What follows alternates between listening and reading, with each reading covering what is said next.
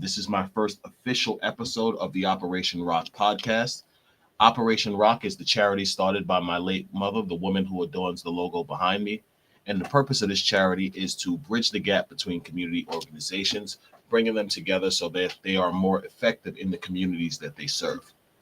I myself have been involved in the non for profit space for probably 15 to 20 years through the efforts of my late mother, who adorns the logo behind me. Um, I personally feel when someone starts in doing not for profits, it should be something that you have the experience in and the passion to push the agenda of the not for profit you want to do. Previously to, I would probably say before like 3 years ago, I really didn't have some. I really didn't have anything that I could advocate for. Excuse me.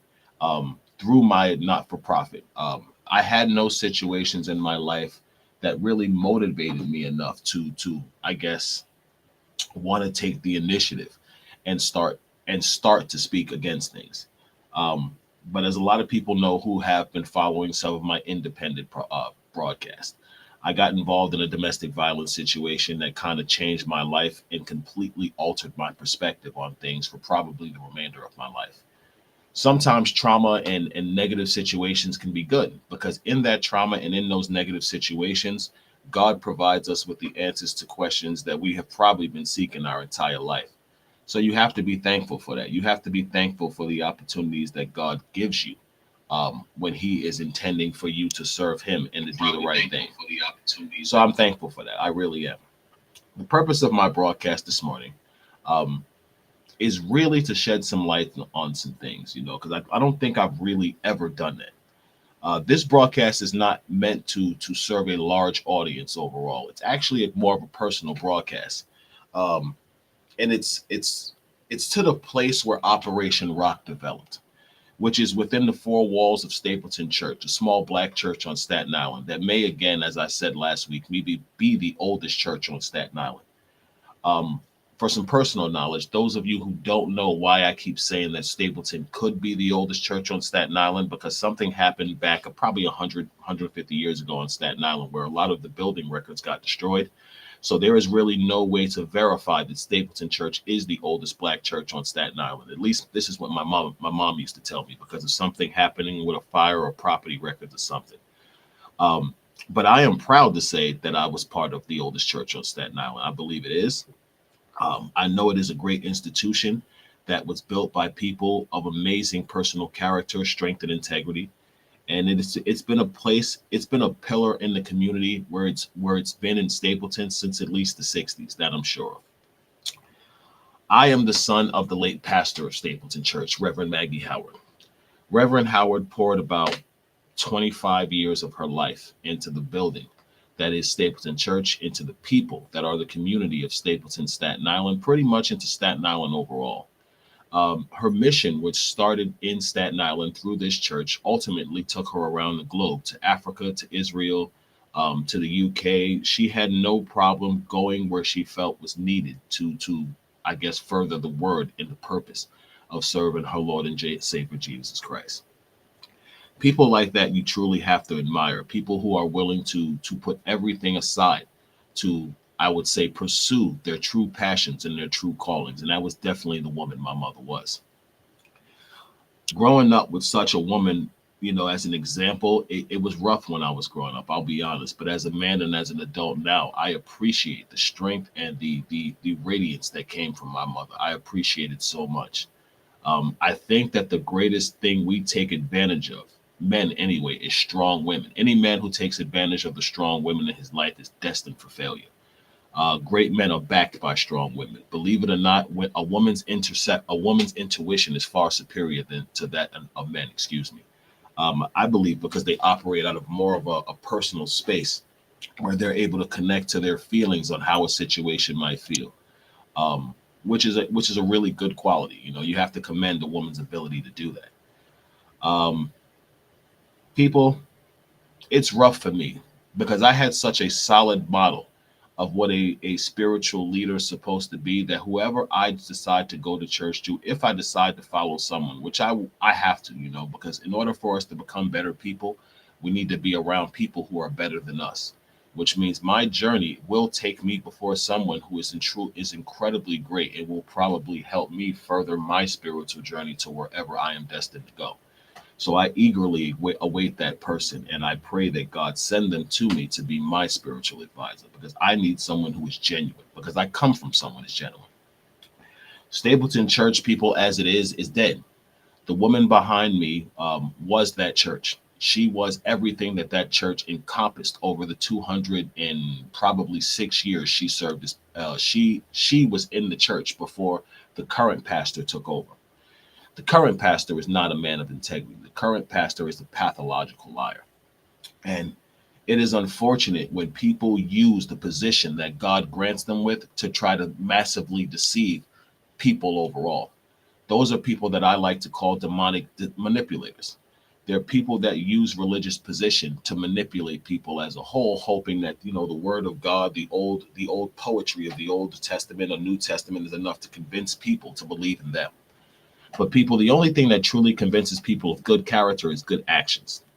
And good actions should be determined by watching people for the things they do that they don't expect any recognition for. Yesterday, it was raining, as many of you know, so I kind of spent most of the day inside, which was a good thing. But while I stayed inside yesterday, I decided to, listen to church, people, because I'm a man who likes to pay attention to what his enemies are saying about him. Not for reasons of personal anger, but a wise man is always aware of what his enemy is saying about him. That's the only way you can truly ever be prepared to deal with someone who doesn't like you, by paying attention to the things they're doing to you or the things they're saying about you. So this is what I did. So I listened to a sermon yesterday where the pastor of this church talked about two is better than one. He talked about unity. He talked about, I would say, I guess, supporting the people around you. I was trying to catch the subliminal message that this guy, and I think I did for the most part, but I tried to look at the positive aspects of his message too, even though I was sure it had some type of demonic purpose to it. I listened to the people in the church around this guy, like Carisha Jordan, who was praying and all of this, and I listened to these people. And people, I listen to the words they utter out their mouth, and it's honestly so sad, because that place has become a complete farce and a complete sham. The people there, I can't say everybody, forgive me, members who are listening to me. I don't think all of you are fake. I think some of you are genuine. You're just too weak to stand up to the power structure that has now formed itself against you. While listening to this sermon, though, yesterday, I heard something that gave me incredible concern, and it's probably going to be the topic of episode 2 of this podcast. But that's a whole nother story. That deals with pedophilia and SA within the church. That's a whole nother topic that I'm going to divulge on in episode 2, because that topic lends itself to discussion over a particular person within Stapleton Church and their unethical contact with relation to young women. So I'm going to make that into its own episode. But in listening to this sermon, I thought it time, for not only credibility purposes, but to honor the legacy of the woman who sits over my shoulder, because she was a woman of true truth. I think it's time that I show my audience the truth of why this woman's family and Lamont Allen, the current pastor of Stapleton Church, are in a disagreement. So today, people, I have decided to kind of walk you through some of the messages and some of the problems I myself had with Lamont Allen. So what we see here, people, is these are emails. And this is probably the last major situation I had with Lamont Allen. See, someone stole the emails from my mother's personal account, people. Someone actually went in and stole the emails from this woman's account, angry with me for whatever reason, and wanting to actually take over all of the connections of Reverend Howard. So back in, I believe it was November of last, it might have been early, I'm sorry, it might have been February or March of last year. Let's go to that, because I don't want to keep speaking in circles. It's kind of early. All right, let's do a screen share here. Screen share, entire screen. Bop, bop. All right, audience, here we go. Welcome to the screen share. Probably looks insane, I know. So we're going to go here. These you see here, audience, these are messages between myself and Lamont Allen. As you see, the first one here is dated August 20th of 2021. Good evening. Can you tell me about the man who came to you about honoring my mother? What I'm speaking about here, people, is the God, why am I losing my thought? What I'm speaking here is about the upcoming honor at the time that my mother was supposed to receive from CEDA, the Staten Island Democratic Association, for humanitarian acts that she committed while on Staten Island. The Staten Island Democratic Association wanted to honor the works and the humanitarian effort of Reverend Howard, but Lamont Allen, the jealous, selfish person he is, decided to scheme and have her removed. So he has told people for several years now that I lied on him, that he never did this. And people, I'm just tired of being called a liar. So I think the time has come that we shed some light to the things that have truly happened between myself and Lamont Allen. So as it reads, good evening. Can you tell me about the man who came to you about honoring my mother? I'm still waiting on the email from the call from he called today. I don't even remember his name. I believe it's Dave from the Democratic something. Okay, thank you. When I get all the details, you will absolutely know. Whatever. He gets the details by the 23rd, I'm assuming, because this is the PDF document he sends me, which is the actual flyer or notification that the CETA had sent him. I have no problem with that. Whatever. So I told him I got it. Thank you. Now, people, that was in August of 2021. I want to show you something because I think that this is important to what we are trying to say here. So let's go back into our emails. Let's go to Lamont and let's go here. Okay. So that was in August, people. Now I want to show you something. Now, do you see this date? I contacted Lamont on August 20th. This gentleman from the Staten Island Democratic Association contacted Lamont Allen August 15th. Now, ladies and gentlemen, if we go back here, you'll see the date I contacted Lamont was August 20th. So August 20th, Lamont had already spoken to the Staten Island Democratic Association, right? Let's go back down. So basically, leading progressive organization. This is the letter that CETA sent to my mother to honor her because they wanted to honor her. Now, according to this gentleman, Lamont Allen actually contacted him. Okay, so actually, here's the email. Thank you. Okay, so this is my contact to Dennis Brown of the Staten Island Democratic Association. And this was after I found out that Lamont Allen had lied to me and had actually had Reverend Howard removed from this by scheming. When this gentleman, Dennis Brown, contacted him, Lamont went and sent this gentleman this stuff right here. Basically trying to relay the message to this gentleman that Stapleton already had something planned for Reverend Howard on October 30th, which I can definitively tell you at the time he sent this man this letter back in August was a lie. We had not even booked a place from her. Me and Denise Grady had not even gone to the pavilion to do anything. So all of this that Lamont created was a lie that he sent to CETA. This was not the truth. Whatever. So Lamont goes and he sends this stuff out. I would like to read this email because I don't want to be all over the place. Thank you for calling me regarding the invitation to honor your mother. Now, people, the date of this email is, look, September 29th, 9 p.m. I actually spoke to Lamont Allen September 29th, sometime before 5 o'clock, asking him about this benefit here, asking him what was going on with the banquet because myself, my grandmother, and my uncle wanted to know about the banquet. Many of you who don't know, my mother's birthday is October 19th. So this message on September 29th was us preparing for her birthday because we're grieving. The fact of something like this would have been amazing for us because we were grieving heavily at this time.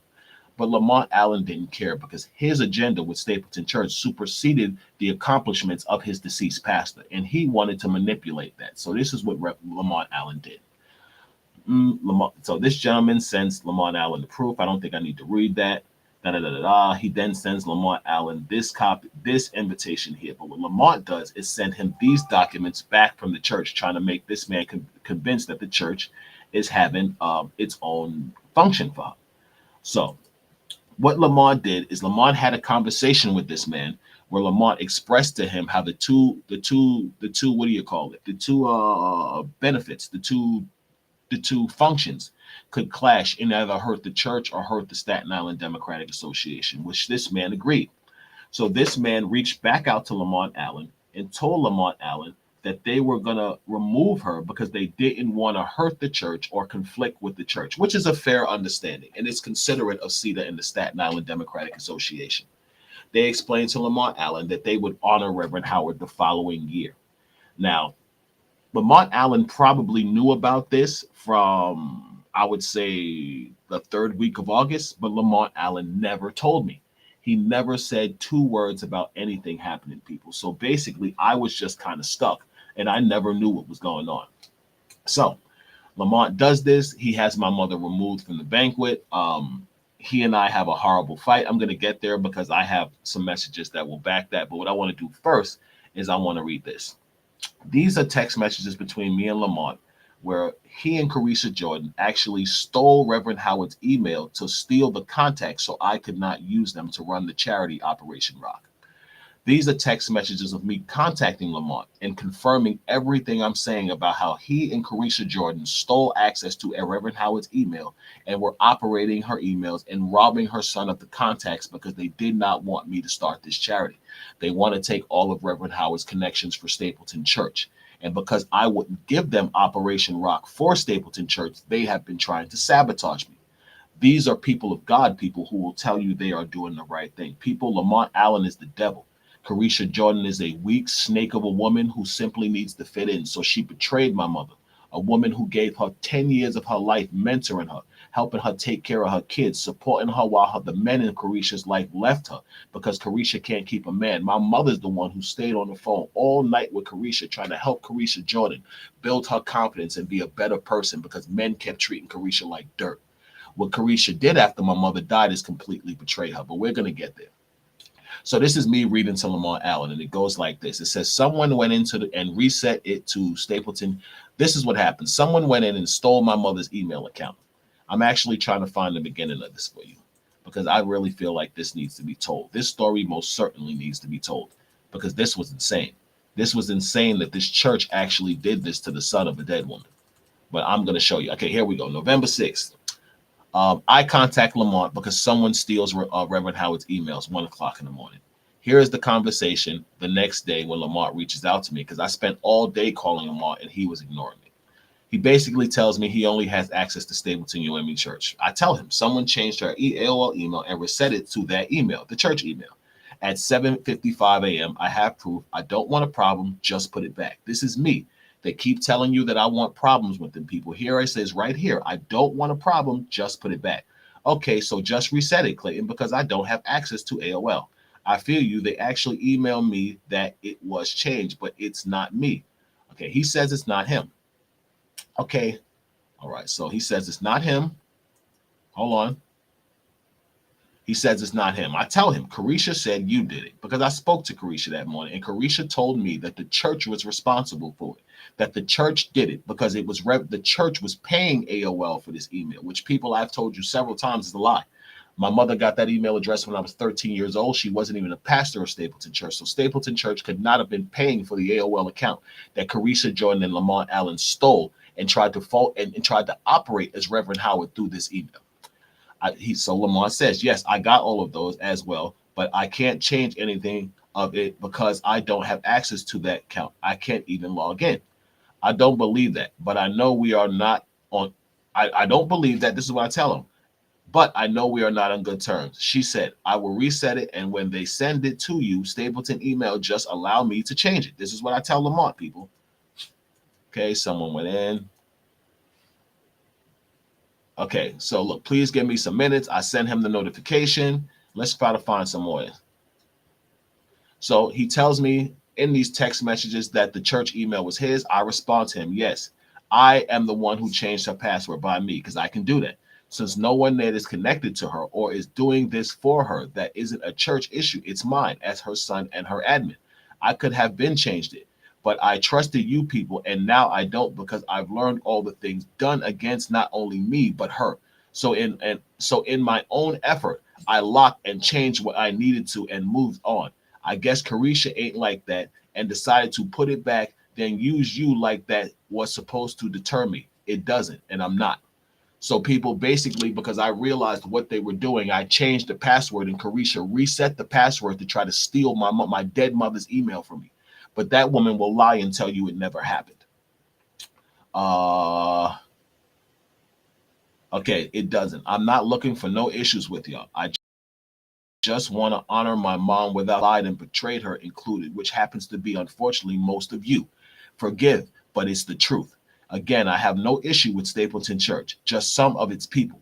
When you are about to, people let me know as I'm moving, but I'll take time so we can rectify this peacefully with no issues. People, I tried everything I could to make peace with Stapleton Church, but the man who runs Stapleton Church is a pathological liar. He didn't want peace with me, people. He wanted to create the problem that he wanted to create the problem so he could honestly sit back and continue to make me look like I was the problem. This is the deceptive nature of Stapleton Church, people. This is the alleged man of God who tells you that he has not done the things he's done. So let's go back. This is September 20th before the Staten Island Democratic Association. Here's September 13th. Oh, damn. I so hate this, people. Oh, come on, people. What are you doing? Okay. September 13th. I asked you to respect it enough to call me before you did anything with my mother, which you have failed to do for far too long. No, we have to go about this another way. You people ain't shit, excuse me, and y'all gonna talk, but fine. You will not use her just I'm so sorry, people. I must have been angry. When I get angry, my spelling is horrible. You will not use her just to whatever. I think I was telling him he would not just use her the whole time like they did the whole time she lived. That's not going to happen. And I was going to serve them with paperwork so they stop falsely representing my mother and lying, people. And that is my right. If me and my family are simply asking them to do the right thing and Lamar Allen is manipulating that and lying and using my mother's name inappropriately, then people as her son, I have the right to stop him. And people, that was my intent. I went to stop this guy. It's not screen sharing. Oh my God, I don't think we're screen sharing, people. Let's go back. I don't think we're screen sharing. Oh, we're not. Okay. Let's see about this. Okay. So I'm going to go back to live stream.